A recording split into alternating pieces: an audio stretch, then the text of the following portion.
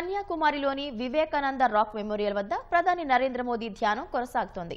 గురువారం రాత్రి వివేకానందుడు ధ్యానంలో గడిపిన ధ్యాన మండపంలో మోదీ 45 గంటల ధ్యానాన్ని ప్రారంభించారు. అనంతరం కాషాయ దుస్తులతో చేతిలో జపమాల పట్టుకుని మోదీ ధ్యానంలో నిమగ్నమయ్యారు. ఇవాళ సూర్యోదయం సమయంలో సూర్య నమస్కారాలు చేశారు. జూన్ 1 సాయంత్రం వరకు ప్రధాని ధ్యానం కొనసాగనుంది.